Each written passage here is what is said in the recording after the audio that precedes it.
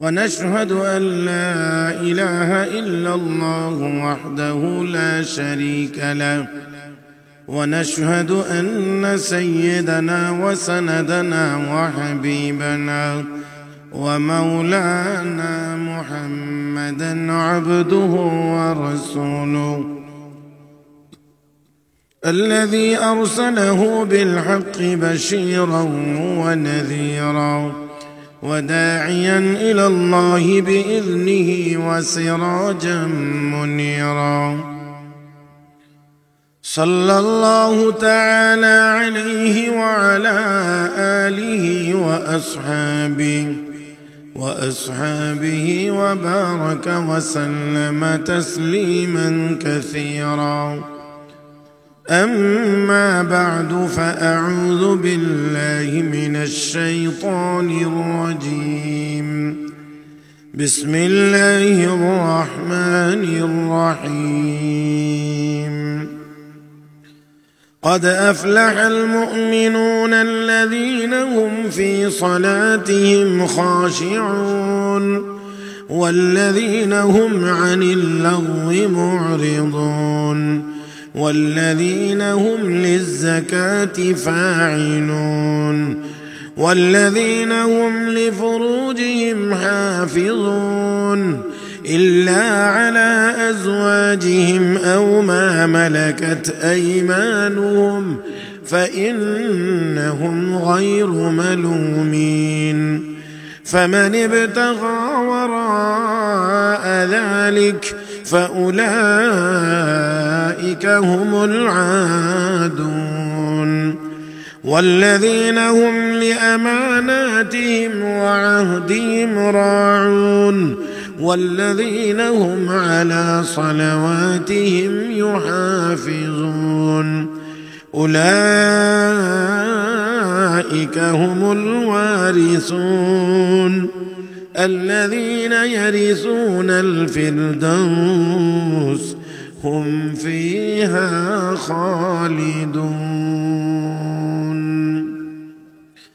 آمنت بالله صدق الله مولانا العظيم وصدق رسوله النبي الأمي الكريم ونحن على ذلك لمن الشاهدين والشاكرين والحمد لله رب العالمين. محبت الشتى سباي درود إبراهيم پڑھی. اللهم صل على محمد وعلى آل محمد كما صليت على إبراهيم وعلى آل إبراهيم إنك حميد مجيد. اللهم بارك على محمد وعلى آل محمد كما باركت على إبراهيم وعلى آل إبراهيم إنك حميد مجيد.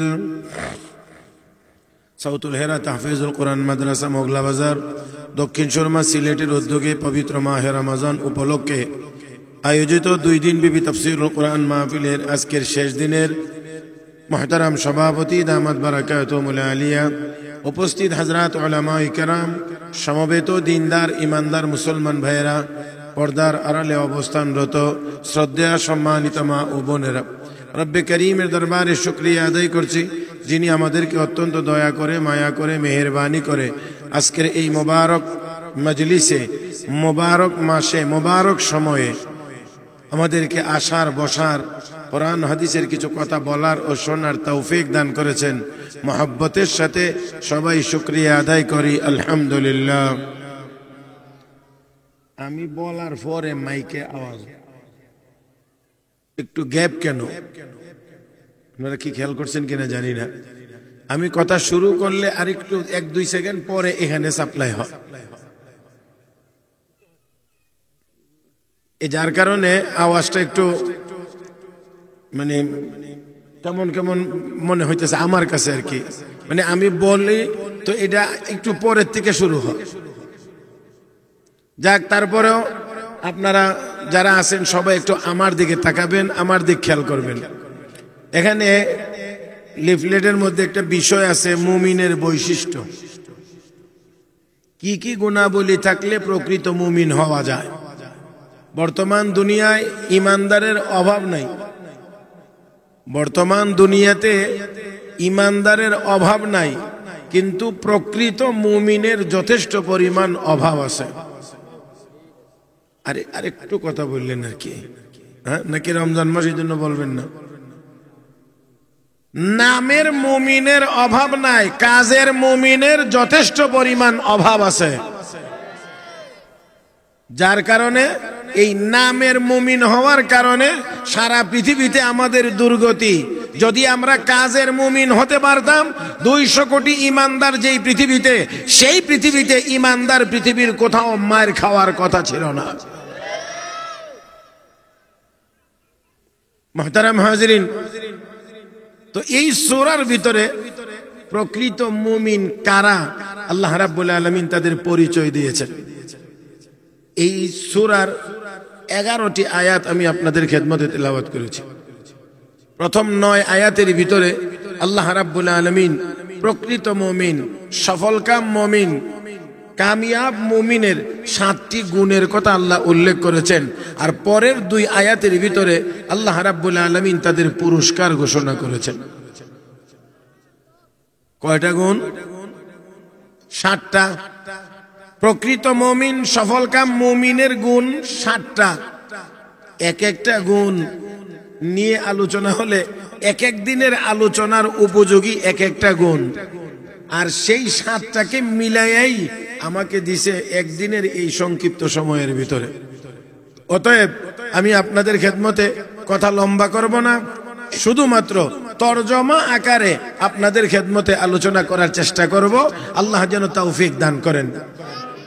মুহতারাম হাজিরিন, এই সূরা নবী করিম সাল্লাল্লাহু আলাইহি ওয়াসাল্লামের উপরে যখন নাজিল হয়েছে, তখন আল্লাহর নবী বড় চমৎকার একটি দোয়া করেছিলেন। আল্লাহুম্মা জিদনা ওয়ালা তানকুসনা ওয়া আকরিমনা ওয়ালা তুহিন্না ওয়া আতিনা ওয়ালা তাহরিমনা ওয়া আসিরনা ওয়ালা তুসির আলাইনা ওয়ারদিনা ওয়ারদ আন্না ইয়া করিম। আল্লাহ আমাদেরকে বেশি দাও, কম দিও না। আল্লাহ আমাদেরকে সম্মান দাও, অপমান করিও না। আল্লাহ আমাদেরকে বিজয়ী করো, আমাদের উপরে কাউকে বিজয়ী করিও না। তো সূরা বড় গুরুত্বপূর্ণ। আমি আপনাদেরকে আগেই বলছি যে লম্বা কোনো কথা না বলে শুধু তরজমা আকারে আপনাদের সামনে পেশ করতে চাই। সূরার শুরুতে আল্লাহ রাব্বুল আলামিন বলেন, কাদ আফলাহাল মুমিনুন, অবশ্যই ইমানদারগণ সফল হয়ে গিয়েছে। অবশ্যই মুমিনরা, ওই সকল মুমিনরা সফল হয়ে গিয়েছে। সফল হয়ে যায় নাই, সফল হবে এই গুণগুলো অর্জন করলে। কিন্তু আল্লাহ আগেই বলেছেন তারা সফল হয়ে গেছে। তার মানে যাদের মধ্যে এই গুণগুলো থাকবে তারা অবশ্যই সফল, এতে আর কোনো সন্দেহ নেই। আল্লাহ বলছেন সফল হয়ে গেছে, এই গুণগুলো আসলেই সফল। এখানে সামান্য একটু কথা আমার আপনার খেয়াল রাখা উচিত। সফলতা আসলে কাকে বলে এটা আমরা মুসলমানেরা অনেকেই মনে হয় জানি না। যার কারণে কাউকে একটু মোটা তাজা হৃষ্টপুষ্ট দেখলে মনে করি সে সফল, মনে করি একটু বেশি টাকার মালিক হলে সে সফল, মনে করি কেউ যদি বড় একটা চেয়ারে বসতে পারে, বড় একটা পদে বসতে পারে, তাহলে সে সফল। আসলে কোনোটার ভিতরেই সফলতা নাই। সফল তখন হবেন যখন যা পাইবেন এটা আর কোনোদিন আপনার হাত ছাড়া হবে না, সব সময় আপনার কাছে থাকবে, ওইটার নাম হলো সফলতা। অতএব টাকা আজকে আছে কালকে নাও থাকতে পারে, আজকে আছে কালকে নাও থাকতে পারে, চেয়ার আজকে আছে কালকে নাও থাকতে পারে, 4 তারিখ পর্যন্ত থাকতে পারে, 5 তারিখ নাও থাকতে পারে। হ্যাঁ, জি, তাহলে এটার নাম সফলতা হতে পারে না। মুহতারাম হাজরিন, সফল হতে গেলে এমন গুণ লাগবে জীবনের ভিতরে। 1 নাম্বার, কোনো জিনিসের ডর ভয় থাকবে না। 2 নাম্বার, কোনো জিনিস হারানোর কোনো আশঙ্কা থাকবে না। 3 নাম্বার, যখন যা চাইবেন তখন তাই পাবেন। এমন জীবনের নাম সফল জীবন। আর এই জীবনটা দুনিয়াতে পুরোপুরি অর্জন হবে না, একমাত্র জান্নাতে গেলেই অর্জিত হবে। এই জন্য রব্বে কারীম এখানে 7টি গুণের কথা বর্ণনা করার পরে আল্লাহ পুরস্কার হিসেবে বলেছেন উলাইকা হুমুল ওয়ারিসুন, তারা হবে উত্তরাধিকারী। কিসের উত্তরাধিকারী? আল্লাযীনা ইয়ারিসুনাল ফিরদাউস, তারা জান্নাতুল ফিরদাউসের উত্তরাধিকারী। তার মানে পরিপূর্ণ সফলতার জায়গা দুনিয়া না জান্নাত? 3টা বৈশিষ্ট্য থাকলে ওই জীবনটা সফল। কোনো জিনিসের ডর নাই, ভয় নাই। জান্নাতে যখন মানুষ প্রবেশ করবে আল্লাহ রাব্বুল আলামিন তখন তাদেরকে লক্ষ্য করে ঘোষণা করবেন উদখুলুহা বিসালামিন আমিনিন, শান্তি এবং নিরাপত্তার সাথে জান্নাতে প্রবেশ করো। অশান্তির কিছু এই জান্নাতের ভিতরে নাই, আর নিরাপত্তাহীনতারও কোনো বিষয় জান্নাতের ভিতরে নেই। যা পাইবেন কোনোদিন হারানোর কোনো আশঙ্কা থাকবে না। জান্নাতের ভিতরে যখন যাবে মানুষ, আল্লাহর পক্ষ থেকে ঘোষণা হবে ইন্নাল্লাযীনা আমানু ওয়া আমিলুস সালিহাত কানাত লাহুম জান্নাতুল ফিরদাউসি নুজুলা খালিদিনা ফিহা লা ইয়াবগুনা আনহা হিওয়ালা। আল্লাহ রাব্বুল আলামিন বলেন জান্নাতুল ফিরদাউসে যারা যাবে খালিদিনা ফিহা, তারা চিরকাল এই জান্নাতের ভিতরে থাকবে। তাহলে জান্নাত থেকে আর কোনোদিন বাহির হওয়া লাগবে। তাহলে কোনো জিনিসের ডরও থাকবে না, ভয়ও থাকবে না, আর এই জান্নাত থেকে কোনোদিন বের হওয়া লাগবে না। 3 নাম্বার হলো যখন যা চাইবেন তখন তাই পাওয়া যাবে। এটা দুনিয়ার জীবনে কখনোই সম্ভব না। আচ্ছা, কিছুক্ষণের জন্য চিন্তা করেন, আল্লাহ যদি আমাদেরকে এই সুযোগটা দেন, বলে তুই যা চাইবে তাই পাবে, তাহলে তারাবির নামাজের পরে ভইলই দোয়া, এক লোক হাত তুললে কইবে আল্লাহ পুরা মোগলা বাজারটা আমি চাই।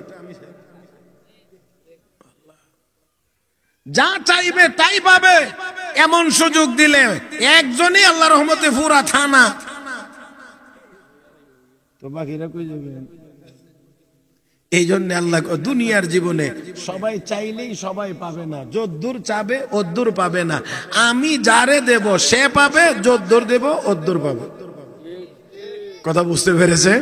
মান কানা ইউরিদুল আজিলাতা আজ্জালনা লাহু ফিহা মা নাশাউ লিমান নুরিদ সুম্মা জাআলনা লাহু জাহান্নাম ইয়াসলাহা মাযমুমান মাদহুরা। আল্লাহ কো দুনিয়া চাইলেই সবাই পাবে না, আমি যারে চাই তারে দেব, যতটুকু চাইব ততটুকু দেব। তাহলে দুনিয়ার জীবনে সব চাইলেই সব পাওয়া যাবে না, কিন্তু জান্নাতের ভিতরে যখন মানুষ যাবে আল্লাহর পক্ষ থেকে তাকে জানায়া দেওয়া হবে। দুনিয়াতেই আল্লাহ আমাদেরকে এই কথা জানায়া দিয়েছে ইন্নাল্লাযীনা ক্বালু রাব্বুনাল্লাহ সুম্মা ইসতাকামু তাতানাজ্জালু আলাইহিমুল মালাঈকা আল্লা তাখাফু ওয়া লা তাহজানু ওয়া আবশিরু বিল জান্নাতিল্লাতী কুনতুম তু'আদুন نحن أولياؤكم في الحياة الدنيا وفي الآخرة ولكم فيها ما تشتهي أنفسكم ولكم فيها ما تدعون। জান্নাতের ভিতরে গেলে মনে যা চাইবে, মা তাশতাহি আনফুসুকুম, হে বান্দা বান্দি তোমাদের মনে যা চাইবে আমি আল্লাহ তা দেব। ওয়ালাকুম ফিহা মা তাদউন, মুখে যা দাবি করবা তাও আমি আল্লাহ দেব। তাহলে দুনিয়াতে যা চাইবেন তা পাবেন না, যতজন চাইবেন ততজনে পাবেন না। আল্লাহ যতজনকে দিবেন ততজনে পাবে, যতটুকু দিবেন ততটুকু পাবে। কিন্তু জান্নাতে গেলে যার মনে যত চাইবে তত আল্লাহ দিবেন। তাহলে এবার একটু আওয়াজ করে আর একটু বড় আওয়াজে বলবেন, সফলতার জায়গা, পরিপূর্ণ সফলতার জায়গা দুনিয়া না জান্নাত? দুনিয়া না জান্নাত? আমরা চাই পরিপূর্ণ সফলতা দুনিয়াতে হয়ে লইতাম, আল্লাহকে দুনিয়াতে সফলতা পরিপূর্ণ আমি দেই নাই, তুই খাইবে কোত্থেকে? এখানে কিছু সুখ আছে, কিছু দুঃখ আছে, কিছু সুস্থতা আছে, কিছু অসুস্থতা আছে, কিছু সচ্ছলতা আছে, কিছু অভাবও আছে। হ্যাঁ, তাহলে এখানে পরিপূর্ণ সফল হওয়ার জায়গা না। সফল তখন হতে পারবেন যা মনে চাইবে তাই আপনি পাবেন। এটা একমাত্র কোথায় গেলে সম্ভব? জান্নাতে গেলে। মনে চাইবে শুধু, গাছের একেবারে যদি উপরেও থাকে কোনো ফল আর আপনার মনটা ওইটা খাবো, তাহলে ওইখানের ফল আপনার মুখ পর্যন্ত চলে আসবে। পাখি উড়বে আর দেখে যদি ওই পাখি ওই, এটা আমি বোঝানোর জন্য বলছি না, এভাবে যদি না বলি তাহলে আপনাদের বুঝাইতে পারবো না, কারণ শব্দ ছাড়া ভাষা ছাড়া তো কথা বোঝানো যাবে না। এই জন্য বলছি এটা মনে মনে, আমি বোঝানোর জন্য হাত ইশারা সবকিছু ব্যবহার করছি। কিন্তু জান্নাতীরা শুধু উপরের দিকে যেটার দিকে নজর করে মনে মনে কামনা করবে, ওইটাই অটোমেটিক ভুনা হয়ে সামনে চলে আসবে। খাওয়ার পরে হাড্ডি গুড্ডিগুলি সামনে রাখবে না, হাড়গুলো খাওয়াও শেষ, এই হাড়গুলো থেকে আবার পাখি জীবিত হয়ে সেই জায়গার নাম বলেন না, সেই জায়গার নাম মনে চায় ওখানে যাইতে, মনে চায় সেখানে যাইতে। দরকার আসেনি? কয় না দরকার আছে। তাহলে এই জান্নাতে যাইতে হলে প্রকৃত মুমিন হওয়া লাগবে। আর প্রকৃত মুমিন হতে গেলে এবারে আসেন কি কি গুণাবলী লাগবে। আল্লাহ গুণাবলীগুলো বলার আগেই ঘোষণা দিয়েছেন, এই গুণ যাদের মধ্যে থাকবে তারা সফল হয়ে গেছে। মানে গুণ অর্জন করলে সফল হইতে আর কোনো অনিশ্চয়তা নাই, সম্পূর্ণ নিশ্চিত। এক নাম্বার, আল্লাযীনা হুম ফী সালাতিহিম খাশিউন, যারা একাগ্রতার সহিত নামাজ আদায় করে। কি আদায় করে? শুধু নামাজ না, একাগ্রতার সাথে, যাকে কিতাবের ভাষায় বলা হয় খুশু খুজু। খুশু খুজু, এখন খুশু খুজু আপনারা কেমনে বুঝাইতে পারি? একেবারে সহজে যেই জিনিসটা আমি বুঝাইতে পারি, যখন নামাজের যেই অংশে থাকবো আমি, এই অংশটা কিতাবে যেইভাবে আদায় করার কথা বলা হয়েছে, যদি আমার আদায়টা সেইভাবে হয়, যেমন নামাজে দাঁড়ানো অবস্থায় আপনার দৃষ্টি থাকবে কোথায়? সেজদার জায়গায়। আমরা নজর থাকে ওয়ালের পোস্টার, লিফলেট, যাতা হয় ক্যালেন্ডার। আমি কি একবারে ভুল কথা বলে ফেলাইছি? ইমাম সাহেবের নামাজে লাগায়া উনি আর এই মসজিদের ভিতরেই নাই।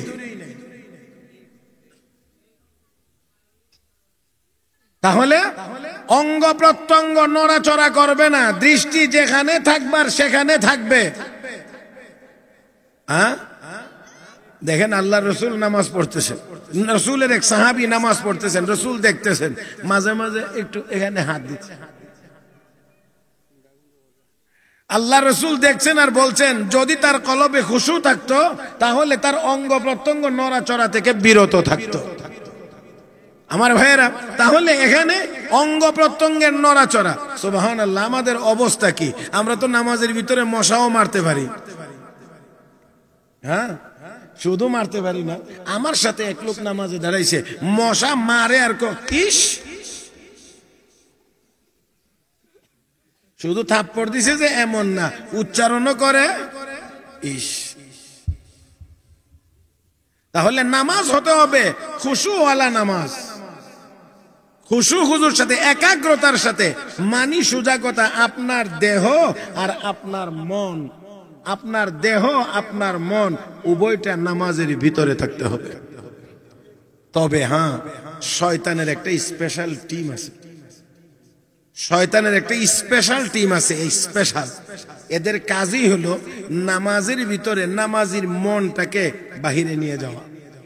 যার কারণে নামাজের ভিতরে দাঁড়াইলে এমন অনেক কথা স্মরণ হয় যেই কথা নামাজের বাহিরে চেষ্টা করেও স্মরণ করা যায় না। আপনারা মনে করেন না এটা এমনি হয়, শয়তানের ওই স্পেশাল টিম আপনি নামাজে দাঁড়ানো মাত্রই আইসা করবে উযকুর কাজা, উযকুর কাজা, উযকুর কাজা, এটা স্মরণ কর, এটা স্মরণ কর, এটা স্মরণ কর। আপনাকে এই স্মরণের ভিতরে লাগায়া পুরা নামাজটাই শেষ করাইয়া দেবে। এইটা স্মরণ করা। ইমামে আজম ইমাম আবু হানিফা রাহমাতুল্লাহ আলাইহির কাছে এক লোক বড় পেরেশান হালতে গিয়ে হাজির, গিয়া বলছেন, হুজুর হুজুর হুজুর কি হয়েছে? আমি স্বর্ণ এক জায়গায় গচ্ছিত রাখছিলাম, যেমন আমাদের দেশে পূজার জন্য বলছি কলসের ভিতরে বা কোনো পাত্রে।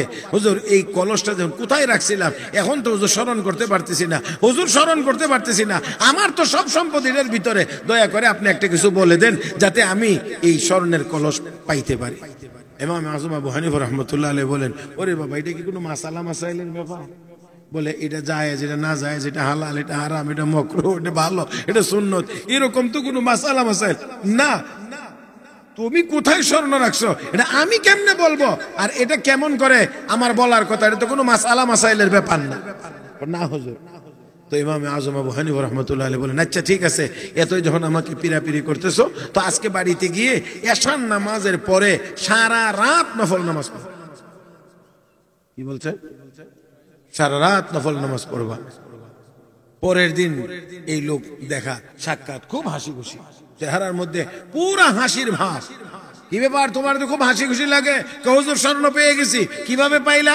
হুজুর এশার নামাজের পরে আপনি বলছিলেন সারা রাত নামাজ পড়ার জন্য, আমি সারা রাত নামাজ পড়ার নিয়তে আমি নামাজ পড়া শুরু করছি, অর্ধেক রাত নামাজ পড়ছি, পরেই স্মরণ হয়ে গেছে কোথায় যে রাখছিলাম। ইমাম আজম হানিফা রাহমাতুল্লাহ আলাইহি বলেন, আমিও বুঝছিলাম শয়তান তোমাকে সারা রাত নামাজ পড়তে দিবে না, শয়তান তোমাকে সারা রাত নামাজ পড়তে দিবে না, কারণ এর আগে স্মরণ করে দিবে। কারণ সারা রাত যদি তুমি নামাজ পড়ো, সওয়াবের ভান্ডার বড় হয়ে যাবে, শয়তান চাইবে না তোমাকে সারা রাত নামাজ পড়তে দিক, এই জন্যে সে এর ভিতরে স্মরণ করে দিবে। হযরত আমির মুআবিয়া রাদিয়াল্লাহু তাআলা আনহু তাহাজ্জুদের নামাজ পড়েন, একদিন তাহাজ্জুদ পড়তে পারেন নাই। ফজরের সময় উঠলেন, নামাজ পড়লেন, কান্নাকাটি শুরু করে দিলেন, হায় হায় আমার তাহাজ্জুদ কাজা হয়ে গেছে। কি কাজা হয়েছে? তাহাজ্জুদ। আর আমরা মসজিদে ইমামের কেরাত শোনা যায়, এত নিকটে চার দোকান, এত নিকটে পান দোকান, এখানে বসে বসে চা পান করি, পান খাইতে আসি, আড্ডা মারতে আসি, ইমামের কেরাতের আওয়াজ কানে আসতেছে, কিন্তু মসজিদে যাওয়া নসিব হয় না।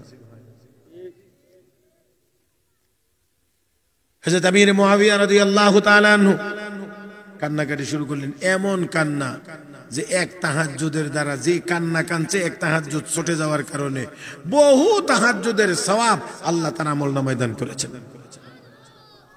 পরের দিন তাহাজ্জুদের সময় যখন হয়েছে, রাত্র গভীর 2:30-3টা, তাহাজ্জুদের সময় দরজায় কে জানি নক করে। হযরত আমির মুআবিয়া রাদিয়াল্লাহু তাআলা আনহু জিজ্ঞেস করেন, কে? হুজুর আমি শয়তান। তো আমার দরজায় নক করছো কেন? হুজুর আপনাকে জাগানোর জন্য। কেন? তাহাজ্জুদ পড়বেন এই জন্য। হযরত আমির মুআবিয়া রাদিয়াল্লাহু তাআলা আনহু বলেন, শয়তান তুই এত ভালো হয়ে গেলি কেমন করে? আমাকে তাহাজ্জুদের জন্য জাগাইতে আসলি? শয়তান জবাব দিয়ে বলে, না হুজুর, ভালো হয়ে যাই নাই, একদিন বড় কষ্ট করে আপনাকে ঘুমের ভিতরে রেখেছিলাম, আর আপনি এই জন্য আক্ষেপ করে আফসোস করে আল্লাহ রাব্বুল আলামিনের দরবারে এত কান্না কাঁদছেন, যে কান্নার কারণে বহু তাহাজ্জুদের সওয়াব আল্লাহ আপনার আমলনামায় দান করেছেন। অতএব আমি আর এই ভুল করব না, প্রতিদিন জাগায়া দেব, প্রতিদিন তাহাজ্জুদ পরে পরে যদ্দুর পান ওদ্দুরই ভালো, বোনাসের আর যেন কোনো সুযোগ আপনার না হয়। বুঝছেন নি আপনারা? বোনাসের দরকার নাই, বোনাসের দরকার নাই, ডেলি ডেলি পড়বেন, যতটুকু পাবেন ততটুকুই যথেষ্ট। একদিন বড় কষ্ট করে ঘুম পাড়াইয়া রাখছিলাম, আর আপনি এই একদিনের তাহাজ্জুদ চলে যাওয়ার কারণে আপনি এতই কান্না কানলেন, বহু তাহাজ্জুদের সওয়াব। তো বহু তাহাজ্জুদ, এক তাহাজ্জুদই তো মিস করাইছিলাম যাতে সওয়াব কম হয়, এখন আরো বেশি তাহাজ্জুদের সওয়াব হয়ে গেছে। কাজেই এই সুযোগ আর আপনাকে দেওয়া হবে না। আপনি এখন ডেলি ডেলি উঠেন, জাগায় দেব, আর তাহাজ্জুদ পড়েন, যদ্দুর পান ওদ্দুরই ভালো। মুহতারাম হাজিরিন, তাহলে আসেন, বলার কথা ছিল নামাজের ভিতরে যেন মনটা থাকে। শয়তান কিন্তু থাকতে দিবে না, নিয়ে যাবে।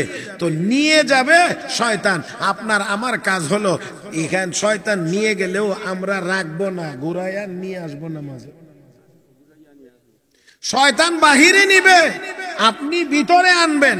তাহলে শয়তান কয়েকবার যখন নিবে আপনি নিয়ে আসবেন, শয়তান নিবে বাহিরে, আপনি আনবেন ভিতরে, তখন ভিতরে ভিতরে শয়তানের সাথে একটা যুদ্ধ চলবে।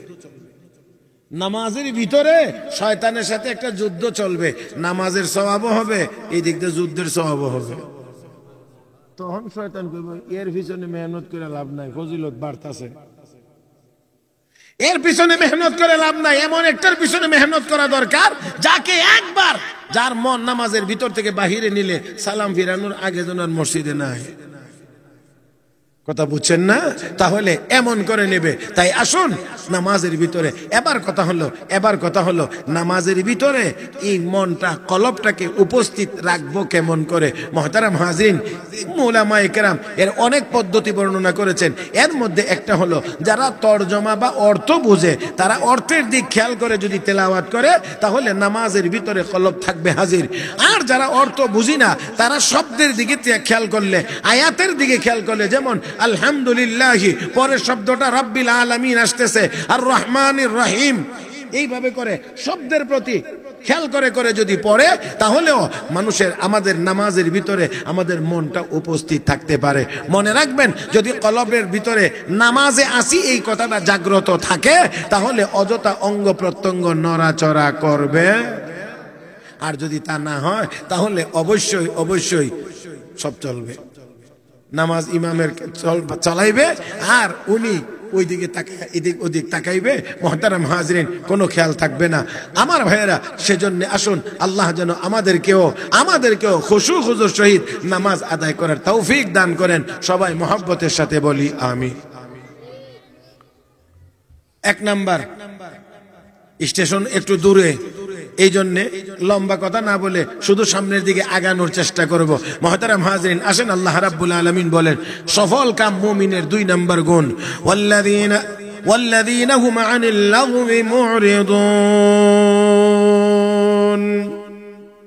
সফল মুমিন তারা, ওই সকল মুমিনেরা সফল যাদের 1 নাম্বার গুণ হলো নামাজ খুশু খুজুর সাথে, বিনয়ের সাথে, একাগ্রতার সাথে নামাজ আদায় করে।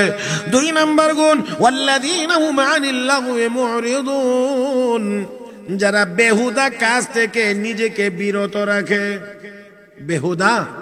বেহুদা কাজ, বেহুদা কথা, কিছু কথা আছে যেই কথাগুলো অনর্থক, এটার কোনো দরকার নাই, এমন কথা থেকে বেঁচে থাকে। এমন কিছু কাজ আছে যেই কাজগুলো অনর্থক, এই কাজগুলো থেকে ও যেন বিরত থাকে।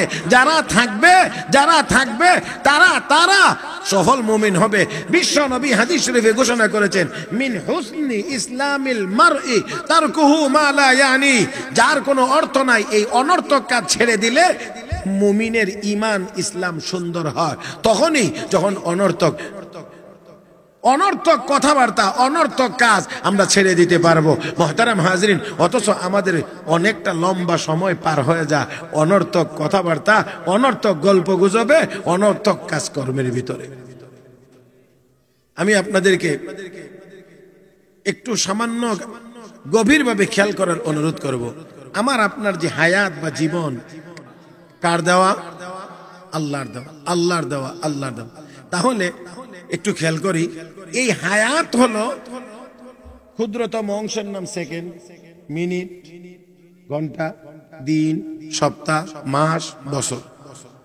তো আমাদের জীবনের ভিতরে তো এগুলো সবই আছে। তার মানে এই সবগুলোর সমষ্টির নাম হলো আমার আপনার হায়াত বা জীবন।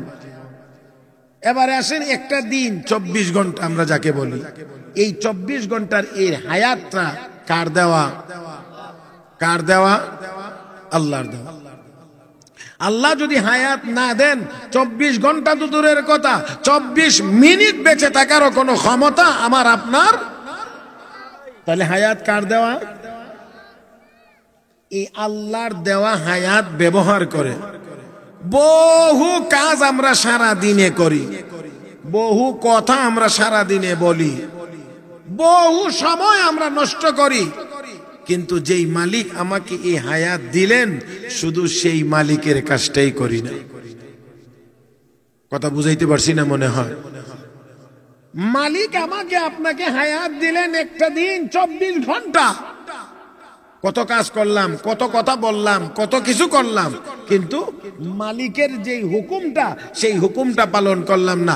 জবান মালিক দিয়েছেন কথা বলবো, হাজার কথা বলতেছি, কিন্তু সারা দিনের ভিতরে একবার সুবহানাল্লাহ, আলহামদুলিল্লাহ, লা ইলাহা ইল্লাল্লাহ এই কথাগুলো মুখ দিয়ে বের হয় না। সব হয় যে মালিক দিলেন, শুধু সেই মালিকের নাম উচ্চারণ হয় না। যেই মালিক আমাকে হায়াত দিলেন সেই মালিকের দেওয়া হায়াত থেকে কিছুটা সময় মালিকের ঘর মসজিদে গিয়ে আমার সময় দেওয়া হয় না, সময় দেওয়া হয় চার দোকানে। আর একটু জোরে কান। তাহলে এই অনর্থক কাজ, অনর্থক কথা এগুলো ছেড়ে দিতে হবে যদি সফল মুমিন হইতে হয়, যদি সফল মুমিন হইতে হয়। মুহতারাম হাজরিন, এক বুজুর্গ, আমরা তো অনেক নড়াচড়া করি কথাবার্তার ভিতরে, এক বুজুর্গ পড়াইতেছিলেন, তো আরেক বুজুর্গ ওনার পড়ানোর দৃশ্যটা দেখছিলেন, তো উনি এভাবে করে একটু নড়তেছিলেন আর কি, পড়াইতেছেন, পড়ানোর ভিতরে নড়তেছিলেন। তখন ওই বুজুর্গ ওনাকে সতর্ক করে বলছেন, মাই হারকাতে লা ইয়ানি কো পছন্দ নেহি করতা, আমি অনর্থক নড়াচড়াটাকেও পছন্দ করি না। তো পড়াইতে গিয়ে এই নড়াচড়াটাও পছন্দনীয় না, তাহলে অনর্থক কত কথা আমরা বলি, কত কথা, যেই কথা। এবার অনর্থক কথা আর অনর্থক কাজ কোনটা? যেই কাজের দ্বারা না দুনিয়ার ফায়দা আছে না আখিরাতের ফায়দা আছে। আমি আপনাদেরকে উদাহরণ দিয়ে সব বলতে পারবো না, তবে একটা নমুনা আপনাদের সামনে আমি পেশ করতে চাই।